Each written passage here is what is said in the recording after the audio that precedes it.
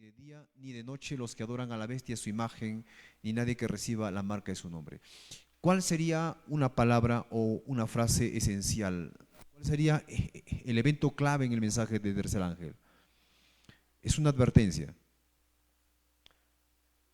La marca, la marca de la bestia. Listo. Como para resumir todo, ¿ok? Entonces, tenemos un ángulo así de esta manera en Apocalipsis capítulo 14 que puede resumirse en un ángulo de esta manera. Miren, en esta parte se encuentran los eventos, este es un ángulo, ¿ven? Este es un ángulo. En esta parte se encuentran los eventos de cada uno de los mensajes de Apocalipsis. En el mensaje del primer ángel tenemos el evento que es el juicio investigador.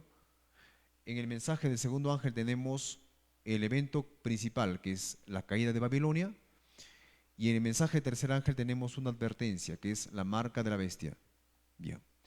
A cada uno de los mensajes le corresponden experiencias. ¿El pueblo de Dios pasa por experiencias? Sí, sí pasa por experiencias. La experiencia del mensaje del primer ángel, por ejemplo, del juicio investigador, sería lo que está acá subrayado. ¿Cuál sería? La purificación. Eso es lo que dice el Ana G. de Huay, ¿no? ¿Cierto? Mensajes selectos, tomo 2, página 472. Hoy estudiaremos solamente el mensaje del primer ángel. ¿Por qué? ¿Por qué es importante? Porque este es el fundamento de todos los demás peldaños de los mensajes angelicales. La experiencia del mensaje del segundo ángel, de la caída de Babilonia, el evento que es la caída de Babilonia, tiene una experiencia. ¿Cuál sería esa experiencia? Le podemos poner un nombre.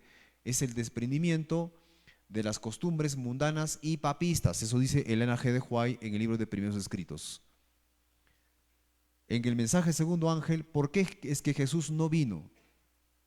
Ellos trataron de deshacerse de sus costumbres, pero había todavía costumbres mundanas y papistas de las cuales no se habían liberado, no se habían purificado. Recuerden que todos estos mensajes, esta experiencia empieza con la purificación. Lo que quiere decir es que la purificación del corazón con el mensaje del primer ángel no termina ahí, sino que continúa. Y la persona en el mensaje del segundo ángel es purificada de las costumbres mundanas y papistas, de las costumbres mundanas jesuitas prácticamente. Es por eso que el G. de Huay luego tuvo una visión acerca de la educación para poder corregir el carácter de las futuras generaciones. ¿Cuál sería la experiencia del mensaje de tercer ángel? Mientras que la marca de la bestia es el evento, la experiencia es todo lo contrario. La marca de la bestia es un día, ¿cierto? Es el decreto de la ley dominical en el mundo entero. Señala un día como día de reposo, el domingo. Ante esto, todo lo contrario. La experiencia del pueblo de Dios debe ser todo lo contrario. El reposo, pero el reposo espiritual. Esto significa que cualquiera que tenga el reposo espiritual, a la vez también ese símbolo de reposo espiritual o la representación de este reposo espiritual es el cuarto mandamiento. Toda persona que entre en el reposo espiritual no tiene más conflicto con el Espíritu Santo. O sea, los deseos de la carne y el Espíritu Santo ya no entran en conflicto. Ha reposado en Cristo. Y por lo tanto, tiene la justicia de Cristo. Tiene la justicia de Cristo. Da lo mismo tener la justicia de Cristo que entrar en ese reposo espiritual. Es lo mismo. Le digo por qué. El cuarto mandamiento dice, ¿qué cosa dice el cuarto mandamiento? Acuérdate del día de reposo para santificarlo. Ahora, ¿quiénes pueden santificar el día de reposo? Si tenemos que santificarlo, ¿cuál es la característica de aquellas personas que pueden santificar el día sábado? Tienen que ser santos. Ahora, ¿qué cosa es santidad? Fe y obras dice, la santidad es la obediencia perfecta a los 10 mandamientos de la ley de Dios. ¿Hay alguna persona que obedezca perfectamente obedezca perfectamente los 10 mandamientos?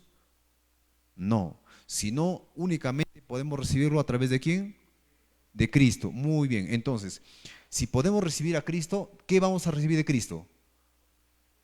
su justicia, la justicia de Cristo, porque su propio carácter es la presentación o la representación de los 10 mandamientos. Y la justicia de Cristo llega a ser la obediencia a los 10 mandamientos. Y como Él prácticamente los cumple porque su carácter es así, santo, si solamente tenemos la justicia de Cristo en nosotros, entonces, por lo tanto, tenemos este reposo en Cristo, el reposo espiritual. Aquel reposo que se menciona en el libro de Mateo que dice, venid a mí todos los que estéis cansados, cargados y cansados, y yo os haré descansar. ¿Trabajados y cargados de qué? Trabajados y cargados de hacer vuestras propias obras de justicia. Y reciban de mí la justicia perfecta, porque mi yugo, mi voluntad es ligera. Exacto. Mi voluntad es ligera. Ese reposo espiritual en griego es anapausis. Tomad mi yugo sobre vosotros, dice. Y ese yugo es fácil, ese yugo es ligero, perdón. Y cuando tú te pones en yugo con Jesucristo, en un yugo, ¿ha visto un yugo, no es cierto? El que le ponen a los animales, a los toros, ¿no? A los bueyes. Entonces, y tú te pones en yugo con Jesucristo, al principio seguramente te rebelas, al comienzo. Pero a medida que pasa el tiempo, ¿qué va a suceder? Por la contemplación llegan a tener un mismo propósito, un mismo pensamiento.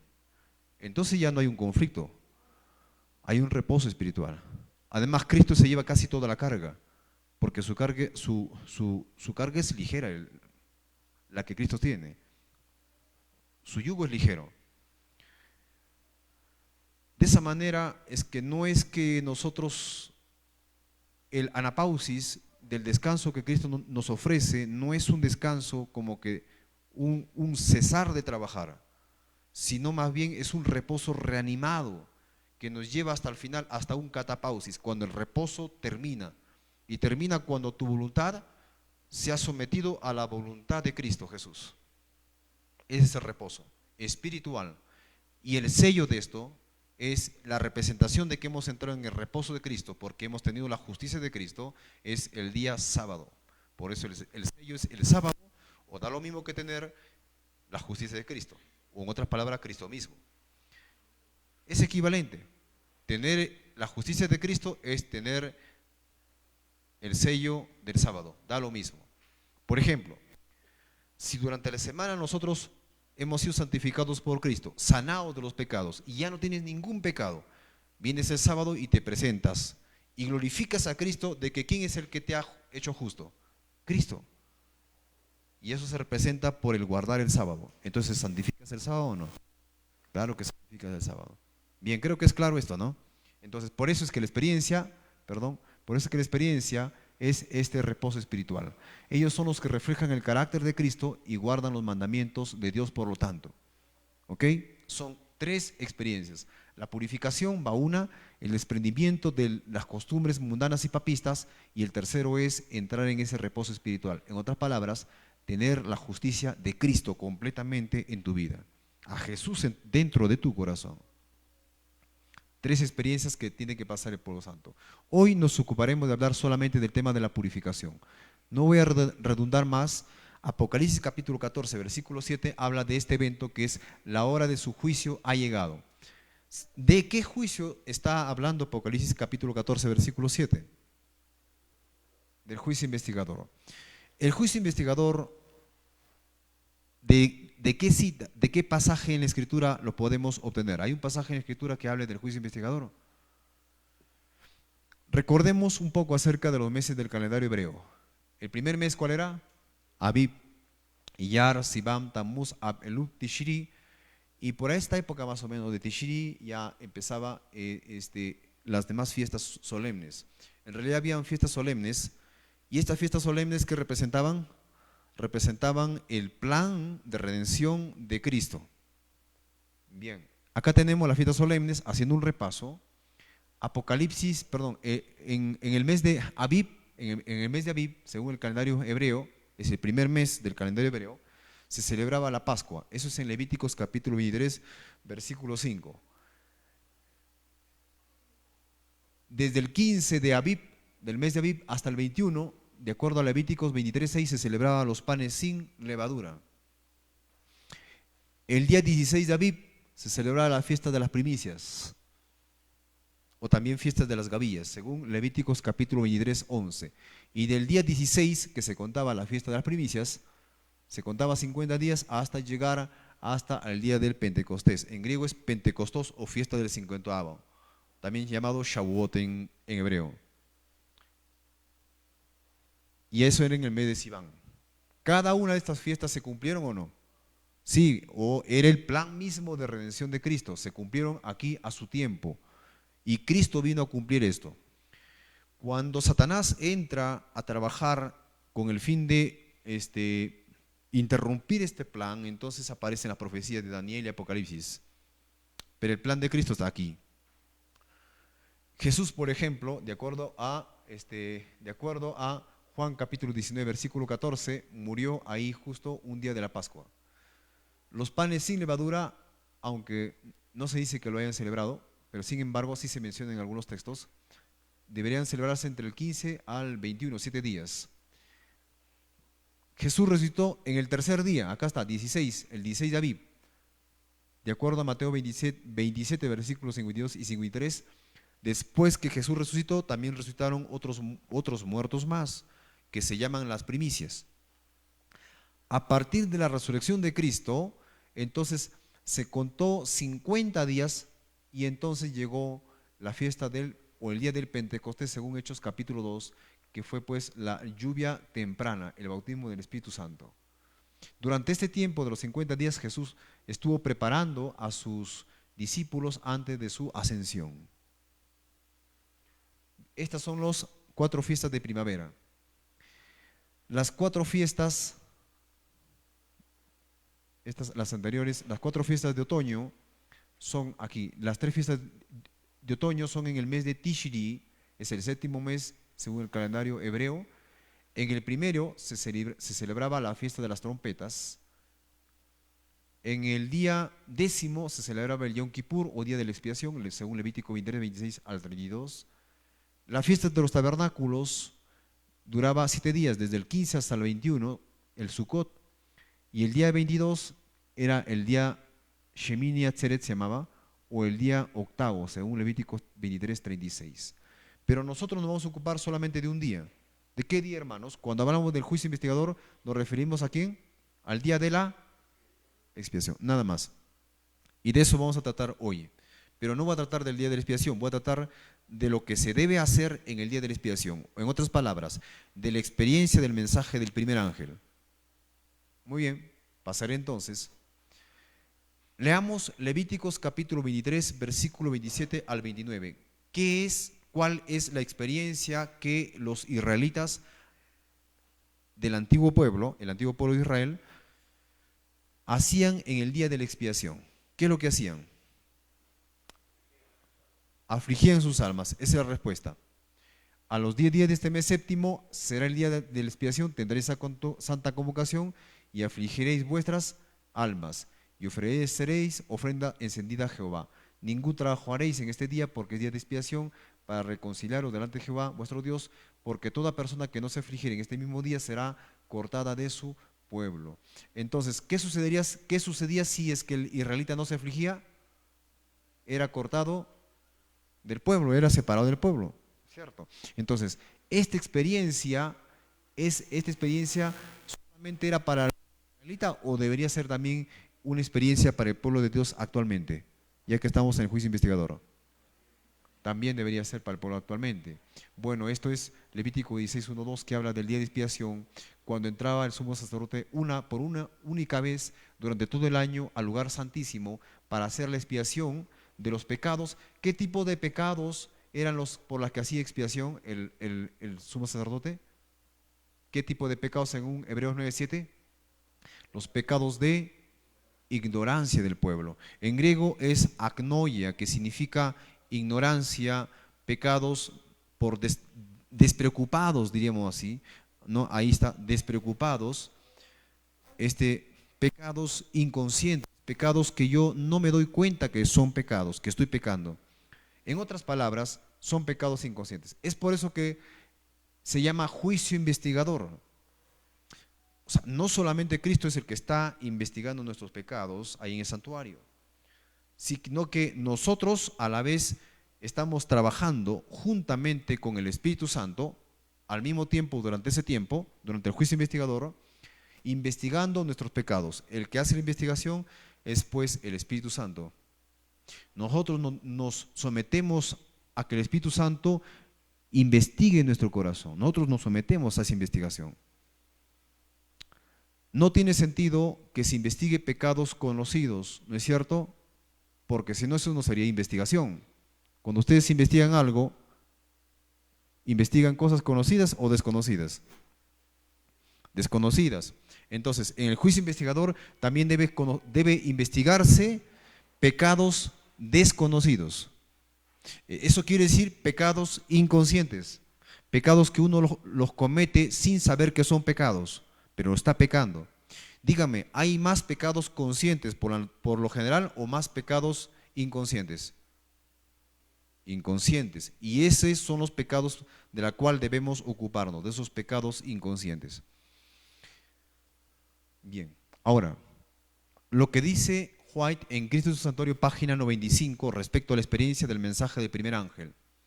Este es un resumen. Una vez al año, en el gran día de la expiación, el sacerdote entraba en el lugar santísimo para purificar el santuario. Se debía dejar de lado toda ocupación y toda la congregación de Israel debía pasar el día en solemne humillación ante Dios con oración, ayuno y profundo escudriñamiento del corazón. ¿Qué es escudriñar el corazón? Investigar el corazón, expiar el corazón.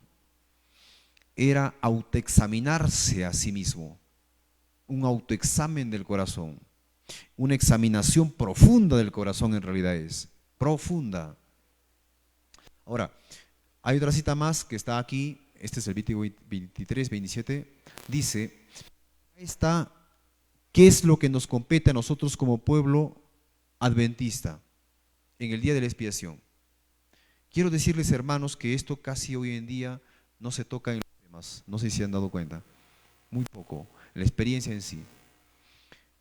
El diablo trata de borrar eso del recuerdo de los adventistas en el tiempo actual. ¿Saben eso ustedes? Y ahora les voy a decir por qué.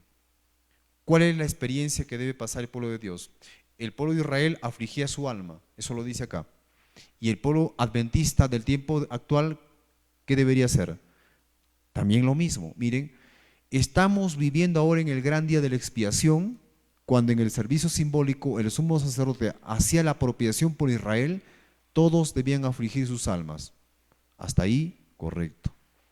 Ahora, luego dice, arrepintiéndose de sus pecados y humillándose ante el Señor, si no querían verse separados del pueblo. De la misma manera, dice, todos los que desean que sus nombres sean conservados en el libro de la vida, deben ahora en los pocos días que les quedan de este tiempo de gracia, afligir sus almas ante Dios con verdadero arrepentimiento y dolor por sus pecados. Luego dice esta cita, hay que escudriñar honda y sinceramente el corazón. Hay que deponer el espíritu liviano y frívolo al que se entregan tantos cristianos de profesión. Empeñada lucha espera a todos aquellos que quieran subyugar las malas inclinaciones que tratan de dominarlos. La obra de preparación es una obra individual. No somos salvados en grupos. En Conflicto de los Siglos, página 544. Ahora, ¿por qué entonces la experiencia del mensaje del primer ángel toma el nombre de purificación? Es un día de aflicción. Es un día de lloro. El día de la expiación es un día de aflicción, de lloro, de lamento, de arrepentimiento, de humillación, de escudriñamiento profundo del corazón. Pero estos tres elementos, en otra cita, Elena de White lo resume bajo un solo encabezado. ¿Cuál sería este encabezado? La obra de purificación. Leamos la cita. Dice, que las iglesias que pretenden creer la verdad y predican la ley de Dios observen esa ley y se aparten de toda iniquidad. Que cada miembro de la iglesia resista las tentaciones que lo invitan a practicar el mal y a complacerse en el pecado. Que la iglesia comience la obra de purificación delante de Dios mediante, y ahora sí habla qué es la purificación. El arrepentimiento, va 1, la humillación, 2 y 3, la investigación profunda del corazón, y luego dice por qué. Porque nos encontramos en el verdadero día de la expiación, en una hora solemne cargada de posibilidades eternas. ¿Qué significa esto? Que el día de la expiación, que es lo mismo que el juicio investigador, ¿verdad? ¿Verdad que este es el evento en el primer ángel? Sí, este es el evento en el mensaje del primer ángel. ¿Está relacionada con qué experiencia entonces? Con una obra de purificación. ¿Lo ven? Está relacionada con la obra de purificación. ¿Y la obra de purificación en qué consiste? Arrepentimiento, humillación y la investigación profunda del corazón. ¿Se entiende esto? Sí, ¿verdad? Muy bien. Ahora pasemos un poco más adelante. Aquí, esta cita. Mateo capítulo 5, versículo 4. Cuando Jesús hablaba acerca de las bienaventuranzas, había esta bienaventuranza especial que era purificadora. Dice, bienaventurados los que lloran porque ellos recibirán consolación. El Espíritu Santo, ¿cómo se le llama al Espíritu Santo? ¿Pero es un consolador que reprende? Sí, es un consolador que reprende. Eso es interesante. Y cuando Jesús dijo, bienaventurados los que lloran, ¿a quiénes se refiere? ¿Por qué lloran? Mira lo que dice el comentario en Deseo de todas las Gentes, página 268. Respecto a esta bienaventuranza, Mateo 5:4. Y hay consuelo para los que lloran en las pruebas y tristezas. Lloran por el pecado. La amargura del pesar y la humillación es mejor que la complacencia del pecado. O sea, es mejor que si tú estás cayendo en tentación, es mejor llorar amargamente, humillarte delante de Dios, pero no ceder a la tentación, no ceder al pecado. ¿Entienden esto? No cedas al pecado. Si tú ves que tu fuerza de voluntad no da más, si es posible, puedes llorar delante de Dios y decir, Dios, no puedo más yo, pero tú sí puedes. Haz tu voluntad en mi vida. Yo no quiero ese pecado, no quiero pecar. Pero si tú lo haces, tu fuerza de voluntad es mayor que la mía. Tu fe es mayor que la mía.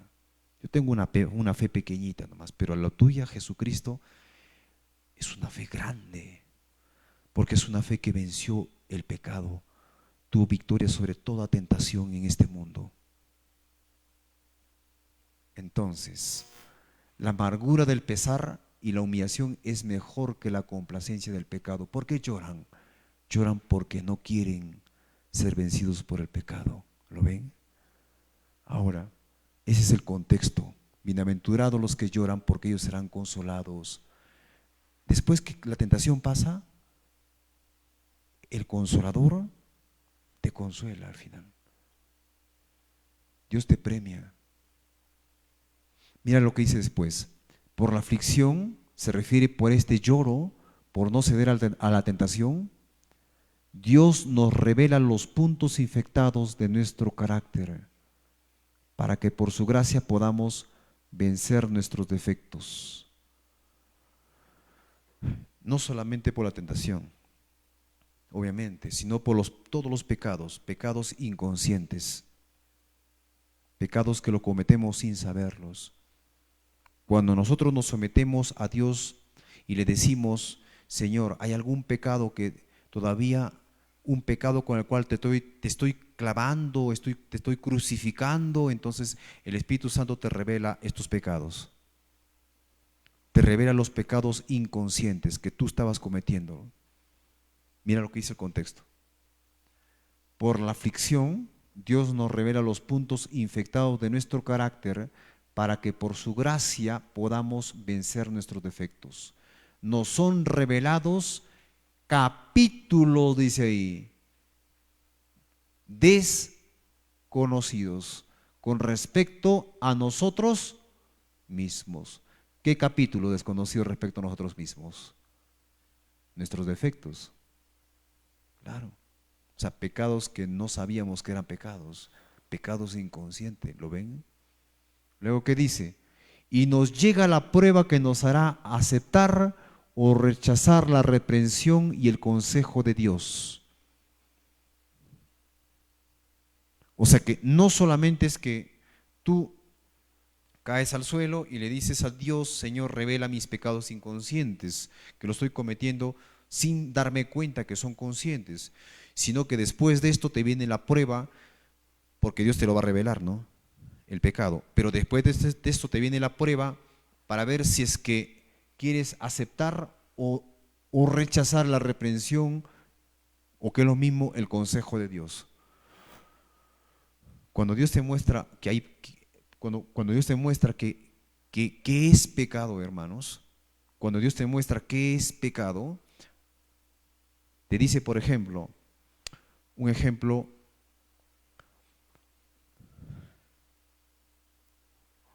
sería, por ejemplo, mirar a una chica para codiciarla, como dice Jesús, ¿es pecado o no? Es pecado. Te lo muestra. Digamos que tú antes no lo sabías, pero Jesús te lo revela a ti, que es pecado. Después de esto viene una prueba para ver si realmente el consejo de Dios quedó o no aquí en el corazón. Dios te prueba. Y si no pasa la prueba, te vuelve a probar por siguiente vez. Porque tú buscas ser purificado de los pecados que tú desconoces, que tú no sabes que estás pecando, pecados inconscientes. Luego dice, ahora habla sobre la prueba. Cuando somos probados no debemos agitarnos y quejarnos, no debemos rebelarnos ni acongojarnos hasta escapar de la mano de Cristo. Debemos humillar nuestra alma delante de Dios cuando somos probados. Cuando somos probados. Puede ser que no solamente necesariamente sea un pecado acariciado, llamado pues puede ser una adicción o un mal hábito, sino puede también ser un ídolo, por ejemplo. ¿Un ídolo cuál podría ser? El amor al trabajo, el amor al dinero, sí, por encima de Dios, puede ser un ídolo, ¿no? El amor a los afanes de este mundo, ¿puede ser un ídolo? Sí, también puede ser un pecado. Claro que puede ser un pecado, si lo pones por encima de Dios. ¿No es cierto? ¿Están entendiendo? Muy bien. Entonces, cuando Dios te prueba, cuando somos probados, dice, no debemos agitarnos y quejarnos, no debemos rebelarnos ni acongojarnos hasta escapar de la mano de Cristo. Esto significa hasta desconfiar del Señor Jesús, porque el Señor nos tiene acá en sus manos, pero si escapamos, estamos desconfiando de Él, ¿no?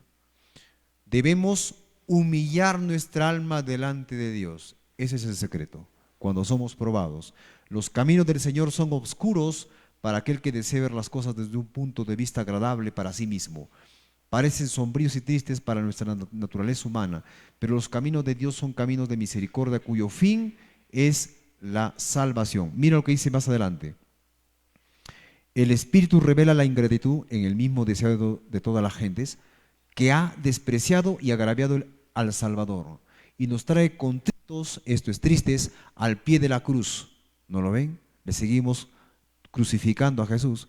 Cada pecado vuelve a herir a Jesús, y al mirar a aquel a quien hemos traspasado, lloramos por los pecados que le produjeron angustia. Una tristeza tal nos inducirá a renunciar al pecado. El mundano puede llamar debilidad a esta tristeza, pero esta tristeza es la fuerza que une al penitente con el ser infinito mediante vínculos que no pueden romperse.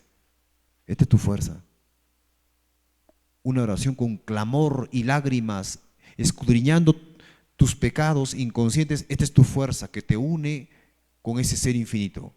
Une al pecador, al penitente con el ser infinito. Demuestra que los ángeles de Dios están devolviendo al alma las gracias que se perdieron por la dureza del corazón y las transgresiones. Las lágrimas del penitente son tan solo las gotas de lluvia que preceden al brillo del sol de la santidad. Ahora, una cosa importante, cuando hablamos acerca de purificación o cuando la sierva de Dios habla de purificación, asocia este término lo asocia con el término que se encuentre en 1 de Pedro capítulo 1 versículo 22. Leamos por favor 1 de Pedro 1, 22 en sus Biblias. 1 de Pedro capítulo 1 versículo 22, y esto está, a ver, aquí, ¿ya? 1 de Pedro 1, 22 dice: habiendo purificado vuestras almas por la obediencia a la verdad, dice aquí. ¿Lo encontraron? ¿Qué significa esto? Mediante el Espíritu Santo, obviamente, para el amor fraternal no fingido, amaos unos a otros entrañablemente de corazón puro. Habiendo purificado vuestras almas por la obediencia a la verdad. ¿Quién es el que trae aquella verdad? ¿Quién es el que revela esa verdad? El Espíritu Santo.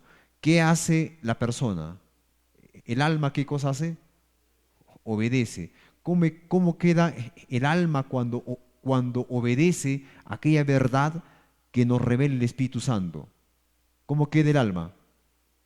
Purificado. Y del corazón purificado, ¿cómo es el amor que sale de ese corazón purificado? ¿Cómo es ese amor fraternal, filos? Es un amor no fingido. Cuando tú, por la gracia de Cristo, eliminas el yo, entonces ese amor que nace de ti es un amor sin fingimiento. Cuando el Espíritu Santo te revela tus pecados y tú obedeces a aquellos pecados que te revela, aquellas reprensiones, tú los obedeces por la gracia de Cristo también, porque aquí todo es por la gracia de Cristo, entonces el corazón queda purificado. Y Elena White emplea ese término cuando habla acerca de purificación para el día de la expiación, en Mensajes Selectos, emplea el mismo término en Mensajes Selectos tomo 2, el mismo término que aplica el apóstol Pablo en 1 Pedro 1, 22, cuando dice esto, miren, ve, los miembros del pueblo remanente que purifican sus almas mediante la obediencia a la verdad, se fortalecen en el proceso probatorio. Primero ellos se purifican, ¿ok? Sus almas mediante la obediencia a la verdad. ¿Quién es el que trae la verdad? El Espíritu Santo. Y la persona que obedece la verdad, ¿cómo queda su corazón? Purificado. Pero después que este corazón se purifica, tiene que pasar por una prueba, ¿no? Después es probado. Pero esta persona se fortalece en el proceso probatorio. En realidad esta prueba también purifica a la persona y manifiesta la belleza de la santidad en medio de la apostasía circundante. A todos ellos se les dice: he aquí que en las palmas de la mano te tengo esculpida. Si tiene de ellos un recuerdo eterno e imperecedero. Nos falta fe ahora, una fe viviente, nos hace falta un testimonio viviente que penetre hasta el corazón del pecador. Se sermonea demasiado, pero se ministra muy poco. Nos hace falta la unción celestial. ¿Por qué nos hace falta la unción celestial? ¿Por qué? Porque no nos purificamos mediante la obediencia a la verdad. Por eso. Quiere decir que únicamente aquellas personas que se purifican mediante la obediencia a la verdad reciben la unción celestial. Sí. ¿Quiere decir esto que cuando las personas se purifican reciben el Espíritu Santo? ¿De qué manera una persona recibe el Espíritu Santo? Mediante la purificación. ¿La purificación qué cosas son? Son, claro, eso es arrepentimiento, humillación y escudriñamiento profundo del corazón. Pero cuando nos purificamos, el Espíritu Santo nos revela ¿qué cosa?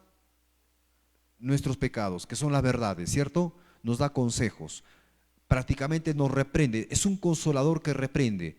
Y cuando nosotros vamos a Él para ser reprendidos, entonces el Espíritu Santo cae sobre nosotros. ¿Es así? Sí, ¿no es cierto? Bien, entonces es el momento cuando Dios habla al pecador. ¿Creen ustedes eso? Claro, porque si el Espíritu Santo te revela tus pecados, entonces es Dios mismo que a través del Espíritu Santo te hace saber sus palabras. Es ahí cuando Dios se manifiesta y te habla a ti. Es la primera experiencia del creyente. ¿Dónde le encontramos esto? Voy a pedir que ustedes abran en sus Biblias Proverbios capítulo 1, versículo 22, por favor, y lo lean. No lo tengo en la diapositiva, pero en sus Biblias lo tienen ustedes. Así que lo podemos leer. Proverbios capítulo 1, versículo 20, vamos a leer, hasta el versículo 23. ¿Qué dice Proverbios capítulo 1, versículo 20 al 23? Busquen la Biblia, busquen en la Biblia. Proverbios 1, versículo 20 al versículo 23. Dice allí, leamos, la sabiduría clama en las calles. ¿Quién es la sabiduría? ¿Quién es la sabiduría aquí? Cristo Jesús, muy bien. Clama en las calles, alza su voz en las plazas. La sabiduría clama en los principales lugares de reunión. La sabiduría clama en las entradas de las puertas de la ciudad. Dice sus razones. ¿Hasta cuándo simple amaréis la simpleza? Esto dice la sabiduría. Y los burladores desearán el burlar, y los insensatos aborrecerán la ciencia. ¿Hasta cuándo? ¿Hasta cuándo ustedes serán guiados por sus propios consejos? ¿Hasta cuándo ustedes no quieren ser dirigidos por mis consejos, por mis reprensiones? ¿Hasta cuándo seguirán comiendo del fruto del árbol de la ciencia del bien y del mal? ¿Hasta cuándo? Mira lo que dice el versículo 23. Léanlo, por favor. Volveos. ¿Quién es el que dice esto? La sabiduría, Cristo, pues. Volveos a mi reprensión, he aquí yo derramaré mi espíritu sobre vosotros, y os haré saber mis palabras. Qué impresionante. O sea que el Espíritu Santo se derrama justo cuando vamos y nos vamos a Cristo para ser reprendidos. Cuando volvemos a Cristo, a su reprensión, a la reprensión de Cristo. Y es ahí cuando Dios hace saber sus palabras a través del Espíritu Santo. Ahí inicia, Jesús en ese momento inicia el momento de la purificación con la persona que quiere, que anhela, ¿no? Que está pidiendo ser reprendida, ¿ok? Entonces, ¿de esto se trata la purificación mediante la obediencia a la verdad? Sí, llega a ser lo mismo. Bien, voy a saltarme un poco más. En griego, hermanos, cuando se habla de este término, de 1 de Pedro, habiendo purificado, porque esta frase usa Elena White en varias citas del Espíritu de profecía. Habiendo purificado vuestras almas por la obediencia a la verdad, dice, y mediante el Espíritu Santo. La palabra purificación en el griego se emplea de dos modos en griego, como agnizo o catarizo. Le voy a poner un ejemplo que es interesante este término.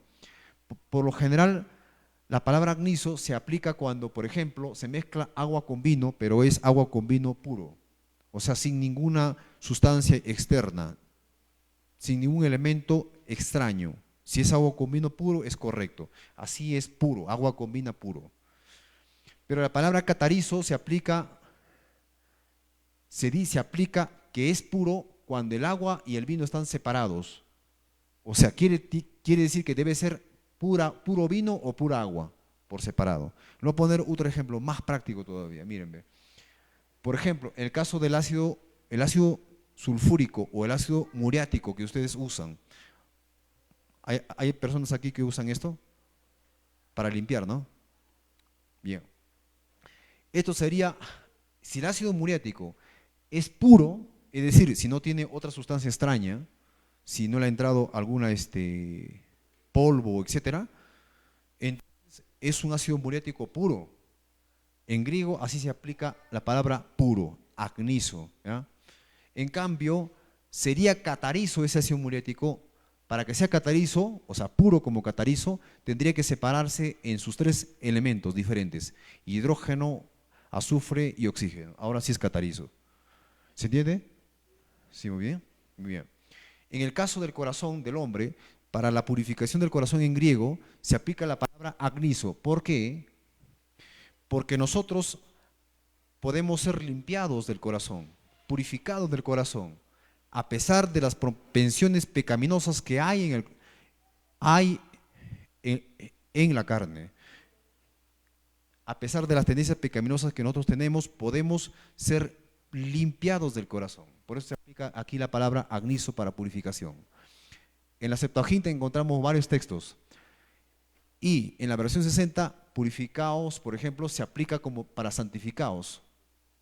Por eso que también la sierva de Dios, a veces cuando dice purificados mediante la obediencia a la verdad, también dice en algunas otras citas, santificados mediante la obediencia a la verdad. Y en el Nuevo Testamento, pues, tenemos estas citas. Algunas de ellas las vamos a ver, como por ejemplo, 1 de Juan, capítulo 3, versículo 1 al 3. Leamos, por favor, ¿qué dice? Mirad cuál amor nos ha dado el Padre para que seamos llamados hijos de Dios. Por esto el mundo no nos conoce porque no le conoció a Él. ¿El mundo conoce a los hijos de Dios? No los conoce. ¿Por qué es que el mundo no le conoce a los hijos de Dios? Porque el mundo no le conoció a quién. ¿Quién es Él? A Jesús. ¿Qué significa conocer a Jesús? Según el mismo contexto, 1 Juan 2.4. Acá está, 1 Juan 2.4. El que dice, yo le conozco, se refiere a Cristo, y no guarda sus mandamientos, el tal es mentiroso y la verdad no está en él. Entonces, conocerle a Cristo significa guardar es lo mismo que guardar sus mandamientos. ¿El mundo guarda sus mandamientos? No. ¿Los hijos de Dios? Sí. Es por eso que el mundo no le conoce a los hijos de Dios, porque los hijos de Dios sí guardan sus mandamientos. ¿Y por qué guardan? Porque le han conocido a Cristo. Conocerlo es tener como un testimonio vivo a Cristo dentro de sí. Ahora dice, amados, ahora somos hijos de Dios, dice aquí. Hijo de Dios. Porque cuando uno es hijo de Dios es porque es engendrado espiritualmente, en su naturaleza, como hijo de Dios, como lo es Jesucristo, algo similar, ¿no? En su naturaleza, tiene la naturaleza de Cristo. Y aún no se ha manifestado lo que hemos de ser, en semejanza a su Hijo, al Hijo de Dios. Pero sabemos que cuando Él se manifieste, ¿a quién se refiere? A Cristo. Seremos semejantes a Él, a Cristo, porque le veremos tal como Él es en el tiempo de su venida. Y todo aquel que tiene esta esperanza en Él, ¿cuál esperanza en Él? Esperanza de ser semejante como Él, ¿no? O sea, en su pureza. Se purifica a sí mismo, así como Él es puro. Y aquí aparece la palabra agnos, de puro, y la palabra se purifica a sí mismo, agnisei, que significa se está limpiando a sí mismo. Y esta palabra es la misma que se aplica cuando hemos visto en el texto anterior, cuando dice en 1 Pedro, voy a retroceder un poco, cuando dice, habiendo purificado vuestras almas por la obediencia a la verdad, mediante el Espíritu para el amor fraternal no fingido. O sea, es la misma palabra es la que se está aplicando, en este caso, en 1 de Juan, en el capítulo 3, versículo 1 al 3, se purifica a sí mismo. O sea que a propósito esta persona se acerca a Dios para pedirle que el Espíritu Santo le revele sus pecados desconocidos. Entonces el Espíritu Santo le revela sus pecados desconocidos y se va purificando y va avanzando cada vez más en pureza de corazón, porque quiere que Cristo habite ahí en ese corazón. ¿Se acuerdan de la parábola del sembrador, del buen terreno? ¿Cómo era ese terreno? El terreno representa el corazón. ¿Cómo era ese terreno? Puro. Y ahí se sembró aquella semilla y aquel árbol que creció representa el carácter de Cristo. ¿Lo ven? Esa es la idea de la purificación. Bien. Otro texto se encuentra en Santiago capítulo 4, versículo 8 al 10, relacionado con la palabra agnizo, en este caso como agnizate, purifiquen o limpien. Miren lo que dice acá. Acercaos a Dios y Él se acercará a vosotros. Pecadores, limpiad las manos y vosotros los de doble ánimo, purificad vuestros corazones. Afligíos y lamentad. Míralo cómo aplica la palabra purificad aquí en color amarillo. Purificad vuestros corazones. Aquí es donde se aplica la palabra agnisate. Purifiquen, limpien sus corazones. Habla de los corazones. Afligíos y lamentad. Esto es la forma como la persona tiene que purificar sus corazones. Afligíos y lamentad y llorad. Vuestra risa se convierte en lloro y vuestro gozo en tristeza. Humillaos delante del Señor y Él os exaltará. O sea, ¿qué debe producirse en el alma cuando uno se purifica? Humillación, arrepentimiento, lloro, aflicción, dolor por los pecados cometidos, porque seguimos crucificando a Cristo. Bien, este mensaje está dirigido a las personas de doble ánimo, y en Santiago 1:8 dice que las personas de doble ánimo, el hombre de doble ánimo es inconstante en todos sus caminos. Es inconstante en todos sus caminos. Si leemos Santiago capítulo 4, desde el principio vemos que se refiere a las almas adúlteras que tienen dentro de su carácter influencias mundanas prácticamente, ¿sí? Entonces se refiere a un adulterio espiritual, estas personas de doble ánimo. Dice también en otra versión, ustedes los inconstantes, en la Nueva Versión Internacional, purifiquen su corazón, reconozcan sus miserias, lloren y lamentense, que su risa se convierta en llanto y su alegría en tristeza, humíllense delante del Señor y Él os exaltará. Esto es lo que hemos leído ya al principio en 1 Pedro 1:22, acá está la declaración de agnizo también como ecnicotes, cuando dice han limpiado, habiendo purificado vuestras almas por obediencia a la verdad mediante el Espíritu Santo. Bien, aquí en esta cita dice que el Señor purifica el corazón en una forma muy similar a la que empleamos para ventilar una habitación. No cerramos las puertas y ventanas e introducimos alguna sustancia purificadora, sino que abrimos las puertas y las ventanas de par en par y dejamos que la penetre la atmósfera purificadora del cielo. Dice el Señor, el que practica la verdad viene a la luz.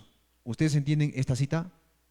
En griego dice, el que practica la verdad está viniendo a la luz, porque está en presente, en un presente así, ahora indicativo. Está viniendo a la luz. ¿La luz quién es? Cristo. El que practica la verdad es porque está viniendo, en otras palabras, el que practica la verdad es porque está viniendo a la luz que es Cristo, para que sus pecados sean reprendidos, porque aquella luz, aquel carácter, aquella gloria de Jesucristo reprende al pecador. Las ventanas del impulso, del sentimiento deben ser abiertas hacia el cielo y deben expulsarse el polvo del egoísmo y de la mundanalidad. La gracia de Dios debe barrer las cámaras de la mente, la imaginación debe tener temas celestiales para su contemplación y cada elemento de la naturaleza debe ser purificado y vitalizado por el Espíritu de Dios.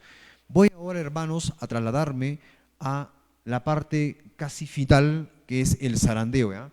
Para que tengan una idea de lo que es los eventos futuros.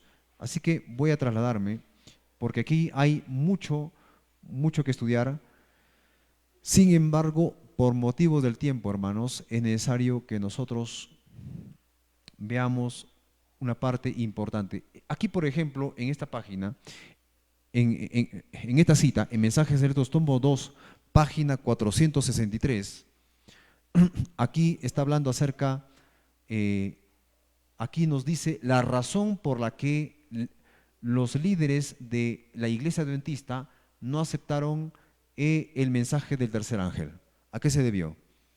El ángel de White llega en 1909, fue el último congreso que asistió, y aquí da la razón por la cual no aceptaron el mensaje del tercer ángel. Dice, durante el congreso de la Asociación General, celebrado en 1909, debió efectuarse una obra en los corazones de las personas que asistieron y sin embargo esa obra ¿qué dice? No se realizó. ¿Qué obra? Habría que haber dedicado horas ¿a qué? A la investigación del corazón. ¿Qué experiencia es esta? La purificación, pues, ¿no? El mensaje de primer ángel. O sea, el mensaje de tercer ángel no pueden tenerlo a menos que no hayan pasado por el mensaje de primer ángel. ¿Cierto? Eso es lo que está queriendo decir. Porque no puedes tener a Cristo en el corazón a menos que primero no elimines el yo del corazón. ¿Cierto? Lo cual dice, ahora aquí dice, habrían que haber dedicado horas a la investigación del corazón. ¿Cuánto tiempo? ¿Una hora? Horas, muchas horas. Hoy en día dedicamos horas a la investigación del corazón, como iglesia o no. No, ni siquiera de repente ni una hora. Pero hermanos, eso también es para nosotros. Si dedicáramos horas a la investigación del corazón, tan solamente, creo que las cosas cambiarían. Yo le voy a proponer una experiencia mía. ¿Cómo es que aparece esta experiencia en mi propia vida personal? Yo le voy a contar la mía. De repente usted también ha pasado esta experiencia. Pero si yo estoy aquí predicando al frente es porque he pasado por esta experiencia del mensaje de primer ángel. Eran los años 2010, más o menos aproximadamente. Tenía un conocimiento teológico porque soy teólogo de profesión. Servía en la iglesia, pero llevaba una pesada carga detrás de mí. Una pesada carga de pecados. Tampoco era un chico intranquilo ni rebelde, ni en la escuela había sido prácticamente un mal alumno, e incluso había tenido hasta diploma por conducta. Pero tenía una pesada carga en mí. Llevaba una pesada carga de pecados. ¿Entienden esto? Hasta que un día llegué, recuerdo, a mi habitación, porque no di más, y sentía que una voz dentro de mí me decía: deja tus cargas. ¿Hasta cuándo ya? Basta ya. Vas a dejar tus cargas. Una voz que estaba ahí continuamente, diciéndome continuamente. Era como un racimo lleno de uvas que ya está por estallar, ya, por deshacerse, ya, lleno de pecados. Y yo no hice otra cosa más, hermanos, que caer al suelo y arrodillarme así, caer al suelo así. Y le dije: Señor Jesús, ya estoy cansado de estos pecados que he cometido y tú me dices que tengo tantos pecados. Dime, querido Padre, si tú me trajiste a esta iglesia adventista, si tú me llamaste, Señor, para que te sirviera alguna vez y no he de entrar al reino de los cielos, no tiene sentido, no vale para nada, Señor. Declárame, Dios, qué pecados tengo dentro de mí. Por favor, te lo ruego, Padre mío, haz que el Espíritu Santo revele mis pecados. Y empezaron a pasar delante de mí como un film, dentro de mi mente, como una imaginación, pero de los pecados más o menos como desde los 14 años de edad en adelante, rápidamente, varios pecados, rápidamente, uno tras otro. Y yo miraba mis pecados y lloraba porque sabía que con estos pecados le había crucificado al Señor Jesucristo. Y lloraba y había más pecados cada vez. Y yo estaba así durante casi 3 horas en el suelo. Y me dijo esto, en mi mente, me hizo recordar, me dijo: cualquiera que trae su ofrenda al altar, ¿qué dice? Si vas y dejas tu ofrenda al altar, ¿qué dice? Primero, si llevas tu ofrenda al altar, ¿qué cosa dice la Escritura? Ve y deja tu ofrenda y ve y reconcíliate primero con tu hermano y luego ve y presenta tu ofrenda. Y eso fue lo que el Espíritu Santo me hizo recordar. Y yo le dije: Señor, pero tengo enemigos, pero no puedo yo reconciliarme con ellos. Pero hijo, yo no puedo seguir purificándote, limpiando tus pecados si tú no perdonas también los pecados a otras personas. ¿Es así o no? ¿Qué dice la oración de Jesús? Padre nuestro que estás en los cielos, santificado sea tu nombre, nos dice: perdona nuestros pecados así como nosotros perdonamos a nuestros deudores. Ahí está escrito, ¿no es cierto? Señor, no puedo perdonarlos. Señor, me es imposible encontrarme con ellos. ¿Qué hago? Pero ¿quieres realmente? Yo puedo hacerlo. Yo te voy a preparar el terreno, inclusive, la oportunidad. Hermanos, al día siguiente, el mismo día, en un solo día, pasaron 3 de las personas con las quienes estaban estaban enemistadas conmigo. Una de ellas llegó primero por el camino y era como un imán, así, nos atrajimos como un imán. Era como que si no pisáramos tierra, así, y nos abrazamos. Perdóname, me dijo. Yo tuve la culpa. No te preocupes, le dijo, yo también tuve la culpa. No te preocupes ya. Pasó eso, caminé un poco más allá. Me encontré con otra persona. La misma experiencia. Con esa persona. Otra vez nos atrajimos como un imán. Muy parecido. Era como que venía intencionalmente esa persona a pedirme perdón. Qué cosa extraña estaba sucediendo ese día. Era un milagro. Perdóname, me dijo, no te preocupes. Sí, yo cometí error, me dijo. Y de ahí con el vecino que estaba a mi lado también.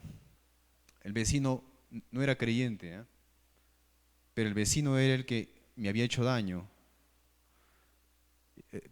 Vecino me dijo, disculpe, yo había estado borracho cuando le hice daño, me dijo. No se preocupe, vecino, yo le perdono. Me abrazó, me dijo, vecino, está muy bien, me dijo. Luego llegué otra vez a mi cuarto, a mi habitación, y caí postrado de rodillas. Señor, gracias, Señor, le dije. Gracias porque sé que tú me estás purificando. Y seguí purificando mis pecados. Había más pecados todavía que se revelaban delante de mí. Y Jesús me mostró pecados que estaban tan enraizados, digamos así, enredados con otras cosas, que para mí era imposible deshacerme de esos pecados. Imposible. Que podía incluso hasta costarme la vida, parecía así. Pero el Señor Jesús me dijo, ¿quieres que te quite tus pecados? Para mí es todo posible. Sí, Señor, quiero, pero te va a doler. No importa, Señor. Bien, yo te voy a ayudar. Y Cristo hizo todo lo posible por purificar los pecados. Hermanos, para Cristo no hay nada imposible. Eso es lo que quiero decirles. Absolutamente nada. Así sea en tu hogar, sea con tus hijos, sea en tu familia, sea en tu trabajo, sea por problemas que tengas en los negocios. Para Cristo no hay nada imposible si eso tiene que ver con tu pecado en tu vida. Para Cristo no hay nada imposible. Todo lo pudo. No hubo nada imposible. Y aquella vez fue cuando el Espíritu Santo se me reveló en el momento de la oración y llegó aquí a mi oído y me dijo esto: para ti que estás purificando tus pecados, te voy a enseñar lo que es purificar el pecado. Y quiero que este mensaje lo lleves a mi pueblo, porque mi pueblo ha perdido la purificación de sus pecados, me dijo. Me habló así claramente acá al oído. Fue una experiencia que yo tuve, personal.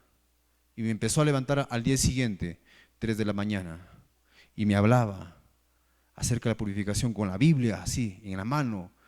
Y él me decía, ve a tal pasaje, ve a tal pasaje, ve esta parte del libro. Y yo investigaba y escribía, y cada vez que escribía yo lloraba. Yo lloraba porque no solamente por mis pecados, sino lloraba porque el mismo Espíritu, el mismo Cristo estaba hablando al oído. Era una cosa tan preciosa, tan hermosa saber que Jesús estaba hablando en ese momento. Y yo lloraba cada día. Fue en el año 2010. Y estuve así casi como durante 7 años aprendiendo de la purificación. Esa es la razón por la cual ahora lo que hablo, lo hablo por testimonio. No lo hablo porque solamente he investigado, sino porque Cristo mismo me llevó a esto. Purifica tu corazón. ¿Sabes cómo hacerlo? Sí sabes, ¿no? Así lo hice yo. Purifiqué mi corazón. Purifica tu corazón hasta que venzas todo pecado que te domina. Purifica tu corazón hasta que no haya pecado en ti. ¿Sabes qué es esto? Esto es lo que Jesús está haciendo en el cielo, lo que Cristo quiere de cada uno de nosotros. Vence al pecado. Ahora, yo voy a, hermanos, pasarme a esta parte que es importante del zarandeo. Esta es la experiencia que tuvo el pueblo de Dios en el mensaje del primer ángel. Y quiero que lo lean, por favor. Es importante. Esto se encuentra en el libro El Gran Movimiento Adventista, escrito por Lou Borou, página 139. Leamos lo que dice, por favor. Solamente la cita acá al comenzar, ¿ya? Al principio se opusieron en general a definir un momento, pero pareció existir un poder irresistible que acompañaba su proclamación. Se refiere al mensaje del primer ángel. que hacía postrar a todos ante él. Barrió todo el país con la velocidad de un tornado y alcanzó corazones en lugares diferentes y distantes en forma casi simultánea y de un modo que solo puede ser explicado por la suposición de que Dios estaba en él. Produjo en todas partes, ¿qué cosa? Dice, un profundo escudriñamiento del corazón y humillación del alma ante el alto cielo. ¿Qué les parece la experiencia del primer ángel? ¿Está claro o no? Produjo una separación de los afectos de las cosas de este mundo, una curación de controversias. ¿Qué produjo? ¿Una curación de qué? Controversias y animosidades. Eso cuando tú tienes una expresión de molestia contra tal hermano, ¿no? No te enojas, pero tienes una expresión de molestia, una animosidad, una emoción. ¿Qué más dice? Una confesión de equivocaciones, un quebrantamiento de Dios y súplicas penitentes y con corazones quebrantados como nunca antes se habían presenciado. Eso fue la experiencia del mensaje del primer ángel. Ahora voy a pasar aquí al zarandeo. Aquí sabe, así, así ves. Familia por familia, cómo lloraban en el año 1000, en aquella fecha, en aquella época, en el mensaje del primer ángel. Escudriñamiento del corazón, los conmovió totalmente. Una aflicción, un lloro había que irresistible y que pues no se resistieron incluso hasta pedirse perdón unos a otros. Casi ahí en esa gran parte del país donde estuvieron. Bien, yo voy a pasar, hermanos, a una parte que me compete a mí pasar, lamentablemente por la hora, y voy a pasar a esta parte que es importante. Aquí, por favor, es una profecía, el zarandeo y la purificación. Este es importante, el zarandeo y la purificación. Preparación para, ¿qué dice? Para la lluvia tardía. ¿Será que la purificación nos prepara para la lluvia tardía? Mira lo que dice acá, vamos a leer un poco y con esto voy a terminar ya. Vi que algunos con fe robusta y gritos acongojados clamaban ante Dios. ¿Qué cosa estaban haciendo? Clamaban ante Dios. Estaban pálidos y sus rostros demostraban la profunda ansiedad de su resultante de su lucha interna. Tenían una lucha interna. Y estos se manifestaban por sus rostros que estaban pálidos, dice. Gruesas gotas de sudor bañaban su frente, pero con todo su aspecto manifestaba firmeza y gravedad. De cuando en cuando brillaba en su semblante la señal de la aprobación de Dios. Y después volvían a quedar en severa, grave y anhelante actitud. Los ángeles malos los rodeaban, oprimiéndolos con tinieblas para ocultarle la vista de Jesús, dice aquí, y para que sus ojos se fijaran en la oscuridad que los rodeaba, a fin de inducirlos a desconfiar de Dios y murmurar contra Él. Su única salvaguardia consistía en mantener los ojos alzados al cielo, pues los ángeles de Dios estaban encargados del pueblo escogido, y mientras que la ponzoñosa atmósfera de los malos ángeles circundaban y oprimían a las ansiosas almas, los ángeles celestiales, o sea, los ángeles de Dios, batían sin cesar las alas para disipar las densas tinieblas. ¿Entienden? ¿Entendieron algo? ¿Poco? Voy a resumirlo con esta figura, miren, ¿qué le parece? Acá vemos personas que estaban clamando ante Dios, hasta sudaban todavía en ese clamor. Y los ángeles del diablo, de Satanás, les arrojaban tinieblas para ocultarle la vista de Jesús y para que más bien sus ojos se fijaran en la oscuridad que los rodeaban, para que desconfíen de Dios y murmuren contra Dios mismo. Pero los ángeles de Dios batían sus alas para disipar estas tinieblas, para que sus ojos se fijaran en Cristo. Esta era su única salvaguardia, mirar a Cristo Jesús. Así empieza el zarandeo. Luego dice la lectura, aquí hablamos acerca de la oscuridad. Hermanos, todos estamos en un tiempo de la oscuridad, ahora. Mientras el error progresa rápidamente, esto está en Primeros Escritos, página 104, Debemos procurar estar despiertos en la causa de Dios y darnos cuenta del tiempo en el cual vivimos. Mira lo que dice White aquí. Las tinieblas van a cubrir la tierra y la oscuridad a los pueblos. Está hablando de un futuro. Y mientras casi todos los que nos rodean están envueltos en densas tinieblas del error y engaño, ¿estamos así en estos tiempos? Nos incumbe sacudir el estupor. ¿Qué es este estupor? El sueño. Y vivir cerca de Dios, donde podemos recibir divinos rayos de luz y gloria del rostro de Jesús. A medida que las tinieblas se intensifican y el error aumenta, debemos obtener un conocimiento más cabal de la verdad y estar preparados para sostener nuestra posición mediante las Escrituras. Algo importante aquí dice, debemos estar santificados, ¿qué dice? Por la verdad. Ser completamente consagrados a Dios y vivir de tal manera la santidad que profesamos que el Señor pueda derramar cada vez más luz sobre nosotros y podamos ver luz en su luz y ser fortalecidos con su fortaleza. Estas tinieblas, ¿qué efecto tienen en las personas? Mira lo que dice la página 105 de Primeros Escritos. ¿Cuál es el efecto de las tinieblas? Cada momento en que no estamos en guardia nos vemos expuestos a ser asediados por el enemigo y corremos gran peligro de ser vencidos por las potestades de las tinieblas. Satanás manda que sus ángeles sean vigilantes y derriben a cuantos puedan, que descubran la indocilidad y los vicios dominantes de quienes profesan la verdad. ¿Satanás a qué manda a sus ángeles? A que descubran ¿qué cosa? La indocilidad. ¿Qué es indocilidad? ¿Qué es ser una persona no dócil? Rebelde. ¿Cuándo es que dice que una persona es dócil? Esa persona es muy dócil. ¿A qué se refiere esto? ¿Cuándo puedes aplicar a la persona dócil? Claro, rebelde es un sinónimo. ¿Qué más se puede ser? Dócil.